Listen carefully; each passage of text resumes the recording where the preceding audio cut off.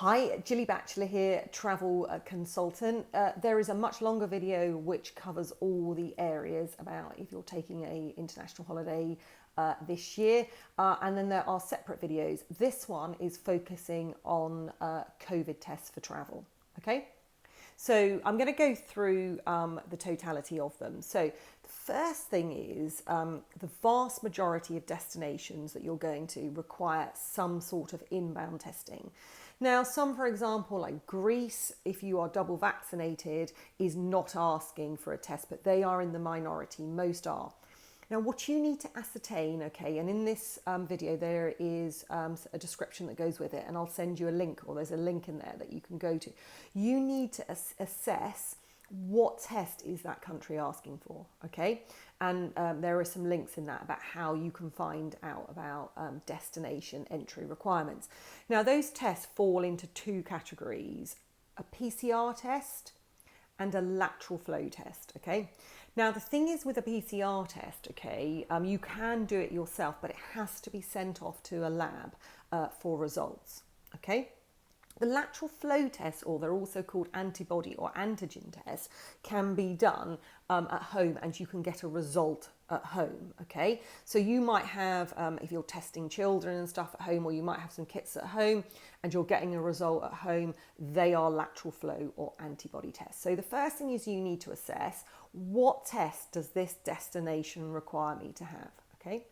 Now, the second thing is both antigen and lateral flow and PCR are available on the NHS. But in the vast majority of cases, destinations will not accept that, because what you need is a piece of paperwork that goes with it, okay? And it's called a travel certificate or a fit to fly certificate.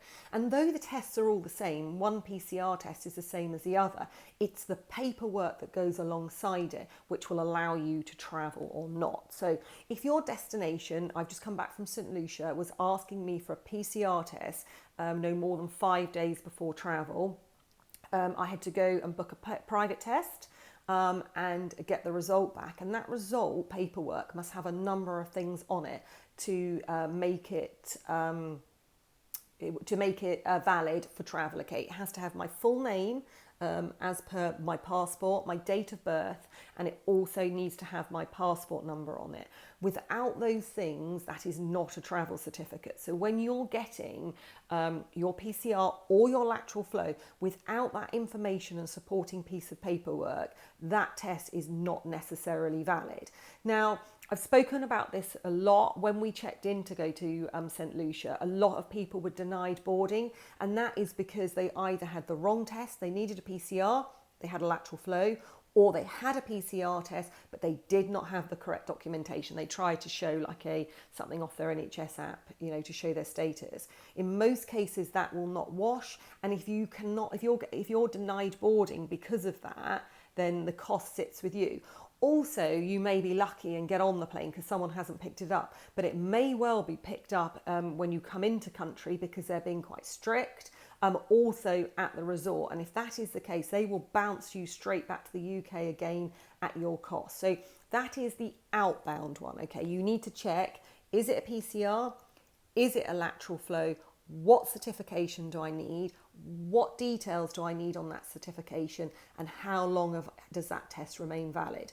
With lateral flows, the validity is always much shorter. They tend to be a maximum of 72 hours down to a minimum of 24, okay?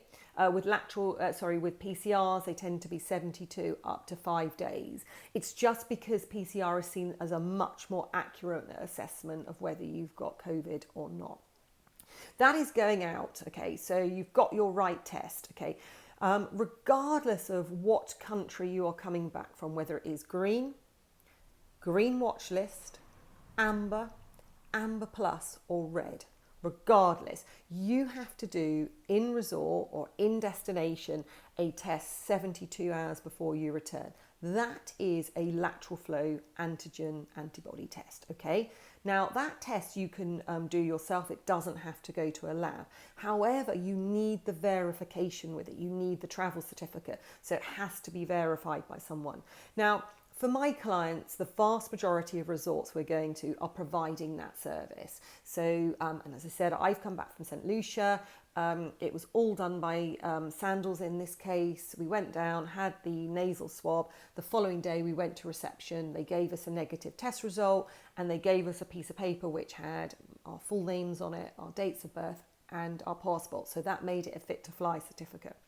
Now, if you are perhaps travelling to your own villa or you're going in the middle of nowhere and you can't get tested, there is an alternative, or there's several alternatives. Now, I'm going to explain to you an alternative that has worked for my clients. I am no means endorsing this product. It's just that it has suited various clients and we've had success for it. This is a company called Cured, so QURED.com. Again, in the notes, there will be a link to this, okay? With those guys, you can apply to them before you go and they will send you a lateral flow test, okay? You put it in your suitcase and you take it with me. As part of that service, currently it costs £39, they will do a video call with you and whilst you do the test, and they will verify the results. They'll see that you've done it correctly and that it's you doing it, and they will match it up to your passport, your date of birth and your full name, and they will email you the negative result and also the certificate that goes with it. I think that's great because I know you've got to have internet. So if you are in the middle of nowhere and you haven't got that, that's going to be a real struggle, but most of us have that somewhere now.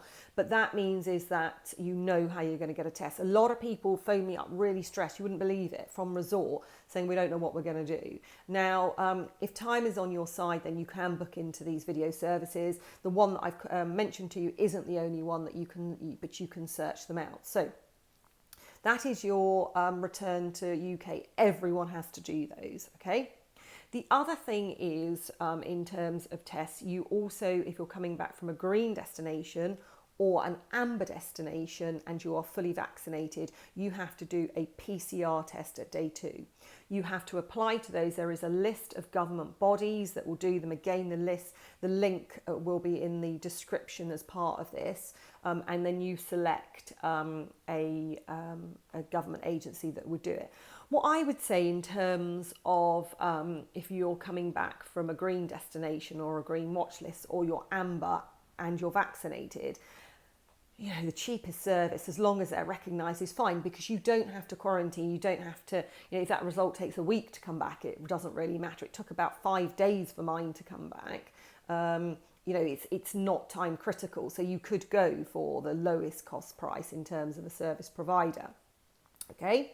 Now, the other option if you're not vaccinated and coming back from Amber, or it is now in Amber Plus, the only country that is currently Amber Plus, it means that you have to quarantine on your return to the UK, and you have to, again, do the 72-hour test. Everyone does that before. You have to test at days 2 and 8.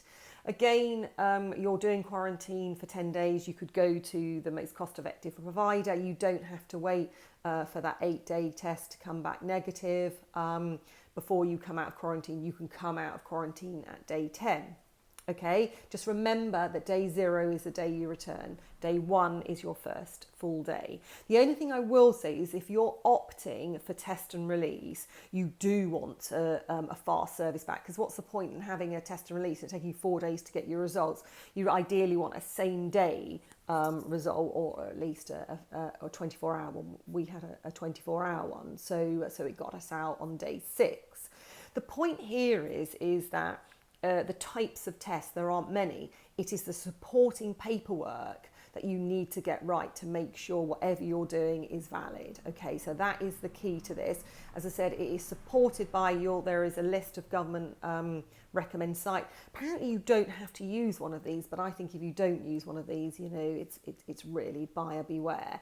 Now, for my clients, for outbound, I have a discounted PCR service, or PCR test service, which I thought was excellent. We went to a centre in West Bromwich. The guy helped us do our self-test, and then the results were back the following day. And for £55, I thought that was reasonable. Last year we paid £195. So there are a lot of more cost-effective tests out there. Now, for that outbound test, because it is time critical and your holiday depends on it, make sure you use a reputable supplier and that you've checked their reviews and their turnaround times, because the last thing you want to do is be denied boarding from your flight because your test isn't back. Okay, so do your research.